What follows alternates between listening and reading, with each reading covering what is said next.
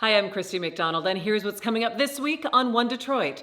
The aftermath of flooding across Metro Detroit. What does this say about our infrastructure and improvements to the system? Plus, Sandy Baruah with Nolan Finley on what businesses need to succeed post-COVID. And former U.S. Senator Carl Levin talks with Stephen Henderson about his new memoir. It's all ahead this week on One Detroit. From Delta Faucets to Behr Paint, Masco Corporation is proud to deliver products that enhance the way consumers all over the world experience and enjoy their living spaces. Masco, serving Michigan communities since 1929. Support for this program provided by the Cynthia and Etzel Ford Fund for Journalism at Detroit Public TV, the Kresge Foundation, Community Foundation for Southeast Michigan. The DTE Foundation is a proud sponsor of Detroit Public TV, among the state's largest foundations committed to Michigan-focused giving. We support organizations that are doing exceptional work in our state. Visit dtefoundation.com to learn more. Business Leaders for Michigan, dedicated to making Michigan a top 10 state for jobs, personal income, and a healthy economy. Also brought to you by and viewers like you.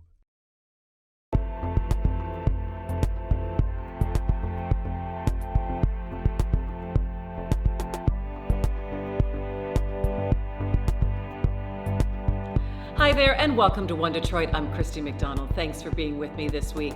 The summer has brought a lot of sun and warmth, and with it, rain. And that historic rain really hammered several areas of southeast Michigan. It hit the east side, Detroit, the Points, Harper Woods, especially hard.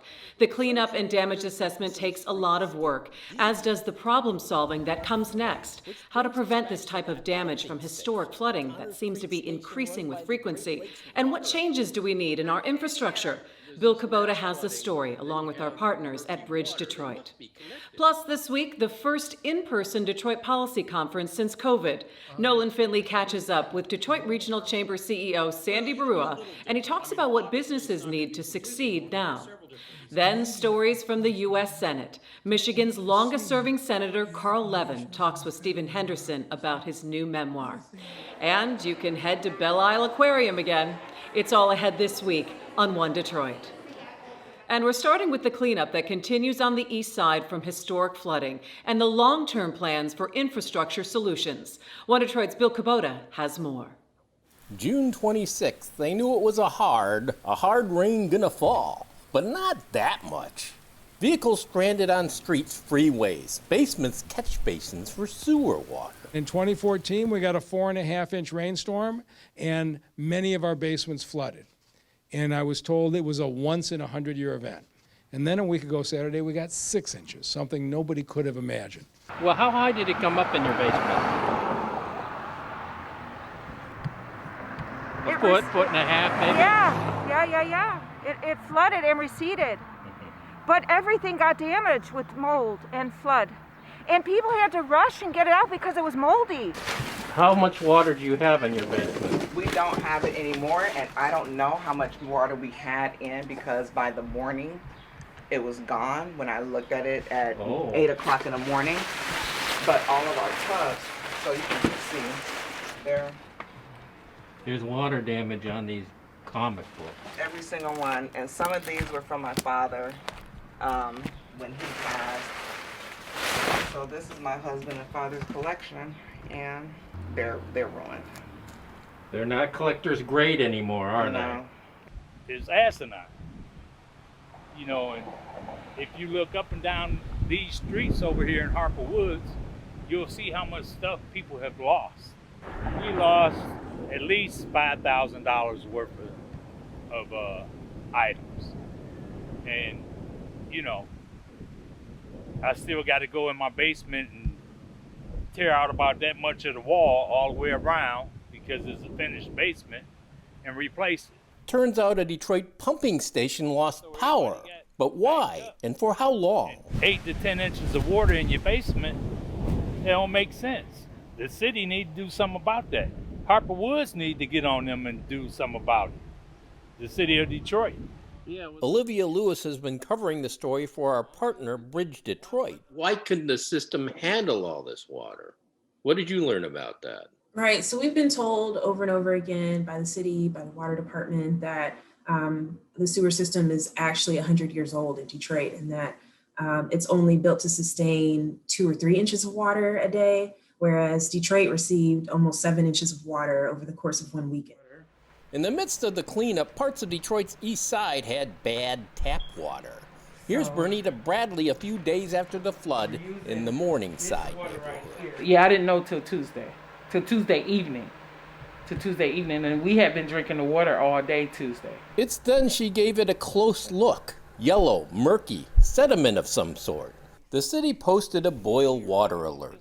Next door, Jacinda Kaysen filled a kiddie pool with tap water to cool off her grandkids. This water, I'm not even thinking of connecting this water with my water inside of my home. And so the baby boy had a stomach ache the next day. But it's still not clear.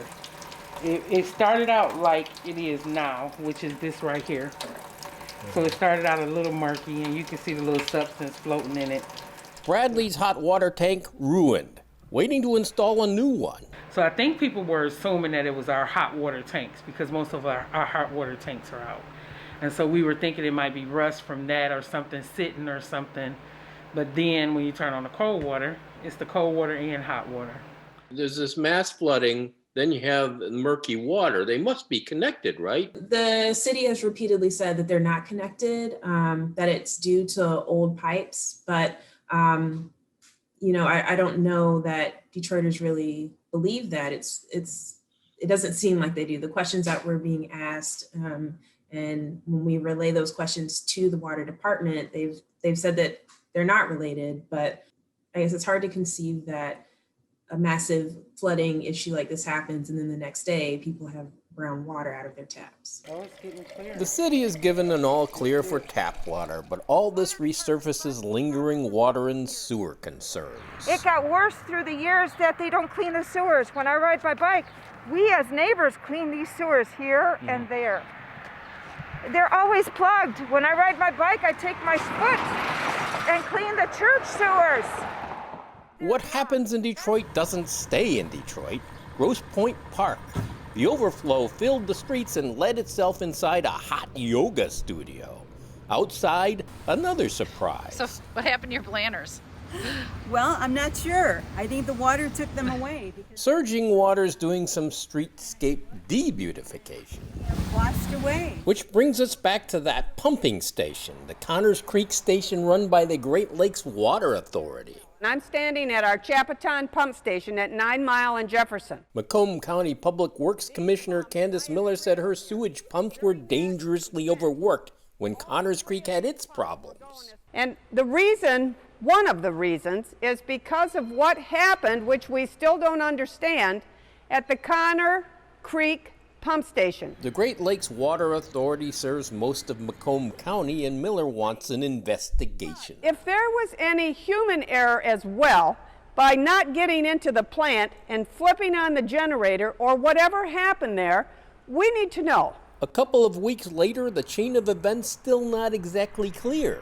BridgeDetroit keeps asking questions. There was mass flooding around that area, and that the station, for whatever reason, whether it was an electrical issue, whether it was just from backing up from the sewers, that it was down for at least an hour, maybe 2. And that in that time, there was mass water buildup. And so on Detroit's Lower East Side, there is a lot of damage because of that pump station being unable to filter water in the proper way. We're going to be talking with our board about conducting an independent investigation in addition to the one that we will do as a common after-event analysis with staff and assisted by consultants. The Water Authority's Sue McCormick said it'll be 2 or 3 months until that report comes out. Last week she hosted some congressional Democrats, the Environmental Protection Agency, and Mayor Mike Duggan with the makings of a fix-it plan. The infrastructure in this country was built for the climate of the 20th century. It worked well for a long time. If we keep building the same thing that we built before, we're going to keep getting the same thing we're getting now. They're connecting the dots: heavy rain, climate change, and President Biden's mega-billion-dollar infrastructure bill. Perhaps a solution for our trouble with the water. What we have to use the innovation, the research, and the science to ensure that when we tell the American people we're using your tax dollars to build an infrastructure so you won't have a flooded basement again, it is real, because we are going to build a climate-resistant infrastructure. And over the next 20 years, Michigan's drinking water infrastructure will require $13 billion in additional funding. Infrastructure improvements would include replacing more lead pipes. Lead, think the Flint crisis, something Bernita Bradley does with her murky water woes. I want somebody to come out and test it. I don't want to just assume. I mean, they told people in Flint that their water was okay when it was clear, when it started clearing up, right? And I just don't trust it. This whole situation comes as we're still feeling the pain of the pandemic.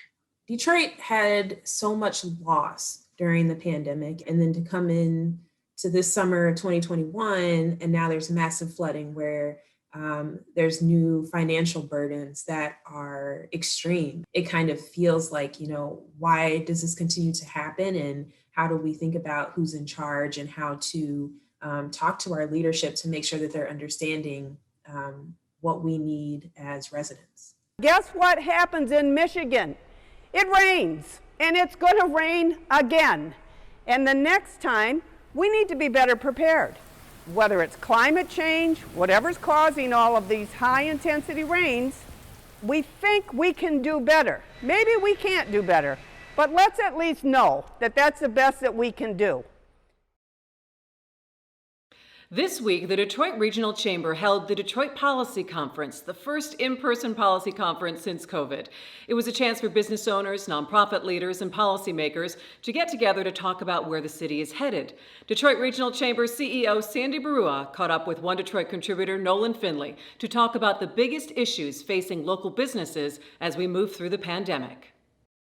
Now, your businesses are getting up and running. They're sort of emerging back into the light after this long period where some were operating somewhat normally and others were operating completely differently than they ever had before. What are you hearing from your businesses? What's been their experiences as they reopen and start to re-engage with their customers? Well, you're exactly right, Nolan, that it has really been a tale of two cities. We've seen business, industry after industry that was really running essentially full bore during the pandemic. Demand's never been higher, and frankly, that hasn't changed since the restrictions have been lifted. But there are certainly businesses, entertainment, hospitality, street level retail, that was really challenged. In some cases, obviously, we lost a lot of our businesses across the region during this last year plus. But I would say that the common themes of all businesses right now are people. Finding the people to come back to work is especially challenging, and the Detroit Regional Chamber has some interesting statewide data that kind of points to as to why. The other issue is supply chain. Just getting materials for their businesses, regardless of what those materials are, is very difficult right now. Now, Sandy, it's not just a matter of flipping a switch, everything's normal again. There's challenges these businesses have, and there's things they need from policymakers. What do you need from a business perspective from our state and federal policymakers?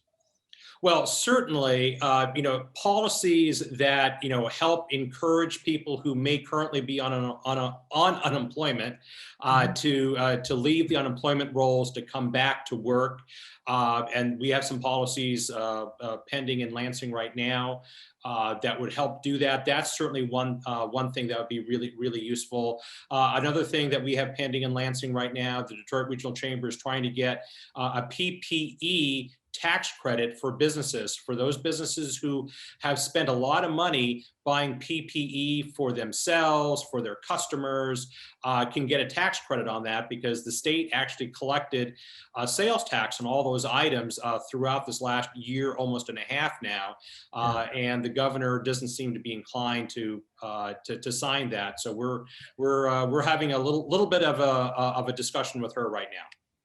Now, Sandy, you're going to be discussing all of this and a lot of policy at your annual conference on Mackinac Island at the Detroit Regional Chamber's Policy Conference. You didn't have one last year because of COVID, and you pushed this one back to the fall. I imagine folks are anxious to get back at the discussion.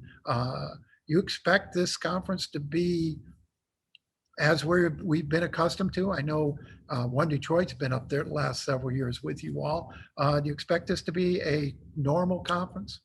Well, it'll be a little different. I mean, obviously, it's not going to be completely normal for several different reasons. One, it's happening in September as opposed to May. Yeah. So the chances of it sleeting are significantly less. That's number one. Not much. Number two is that we are going to be using our space differently.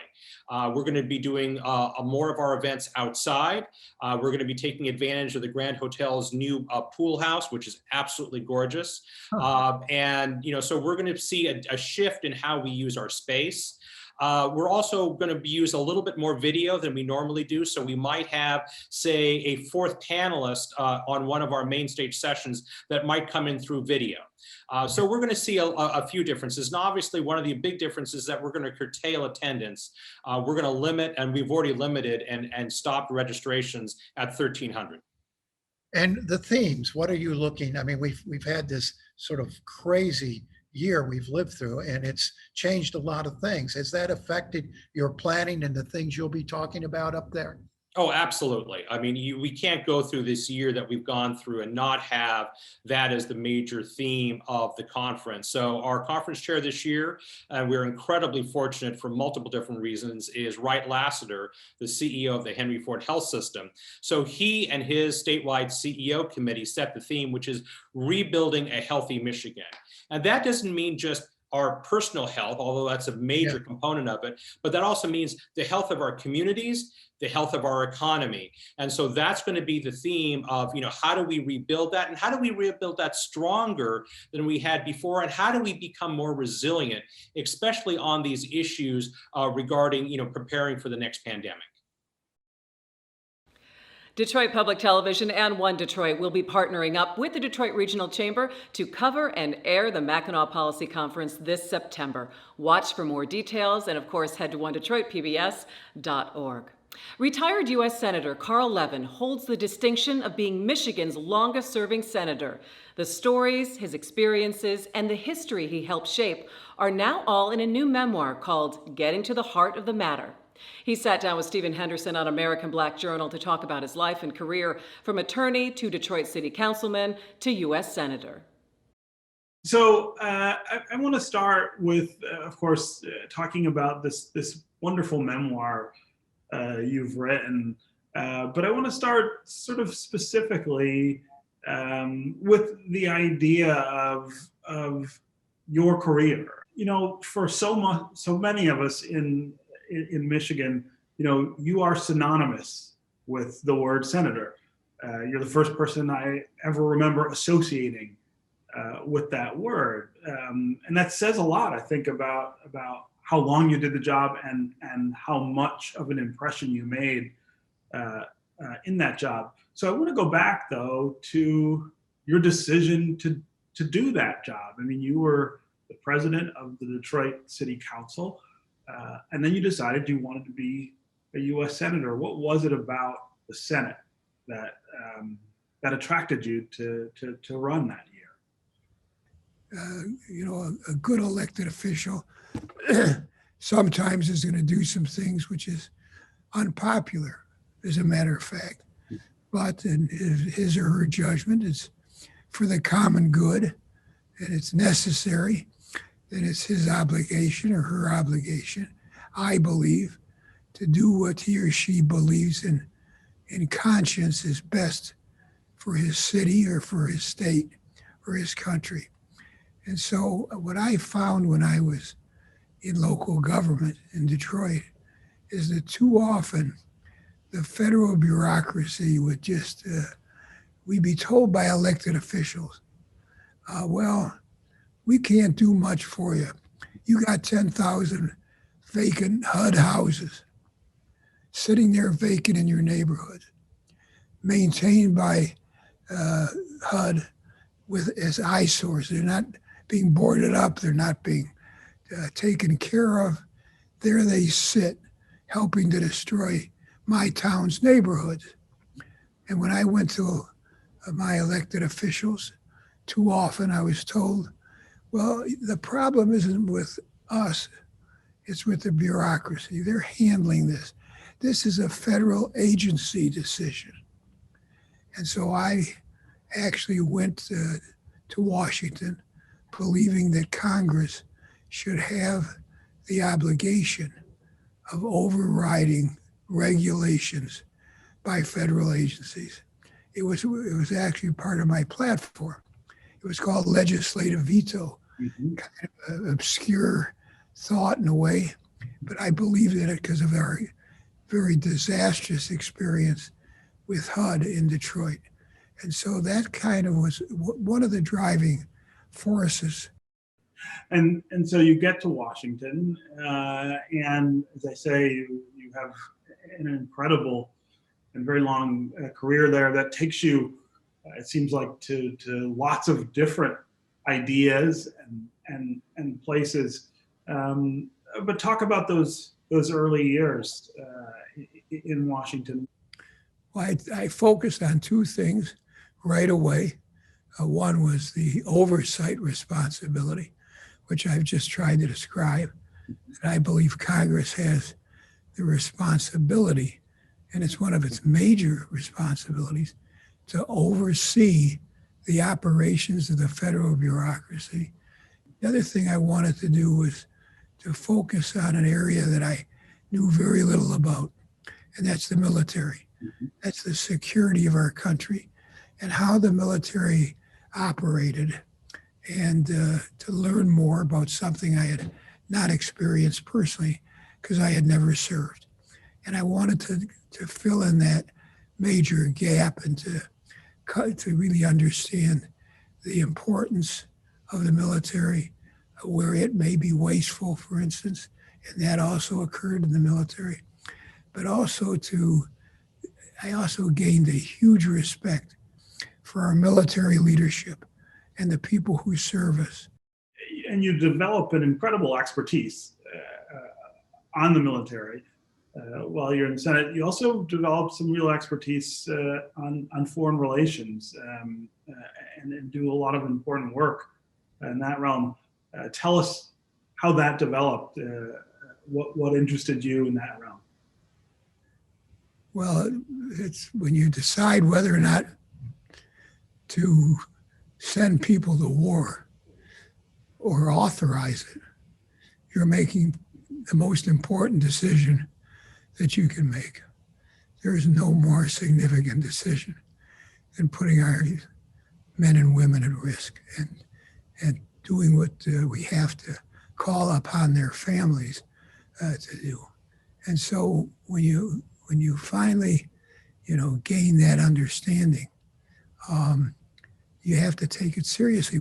As a matter of fact, Joe Biden gave us one of our early lessons in the importance of meeting with foreign leaders and having coalitions with allies. The idea that we would have a president like this last president of ours, who hopefully is the last president like him. Trump divided people. He divided us from our allies.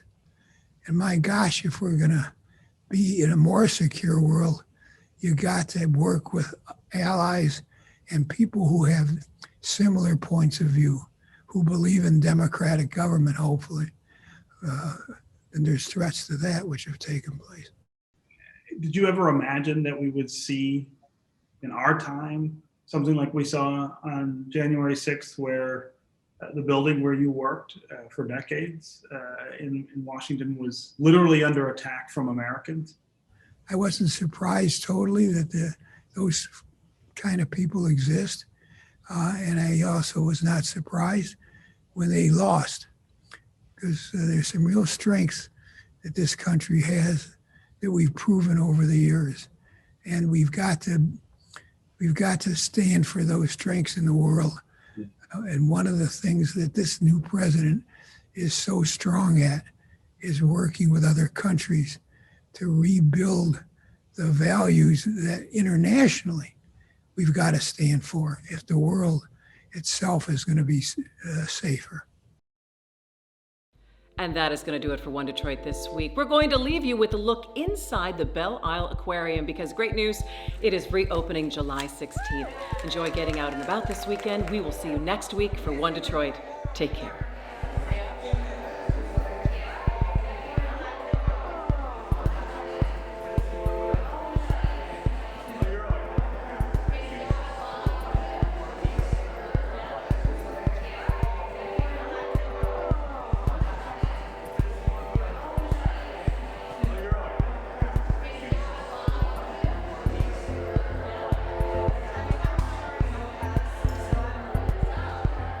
You can find more at onedetroitpbs.org or subscribe to our social media channels and sign up for our One Detroit newsletter. From Delta Faucets to Behr Paint, Masco Corporation is proud to deliver products that enhance the way consumers all over the world experience and enjoy their living spaces. Masco, serving Michigan communities since 1929. Support for this program provided by the Cynthia and Etzel Ford Fund for Journalism at Detroit Public TV, the Kresge Foundation, Community Foundation for Southeast Michigan. The DTE Foundation is a proud sponsor of Detroit Public TV, among the state's largest foundations committed to Michigan-focused giving. We support organizations that are doing exceptional work in our state. Visit dtefoundation.com to learn more. Business Leaders for Michigan, dedicated to making Michigan a top 10 state for jobs, personal income, and a healthy economy. Also brought to you by and viewers like you.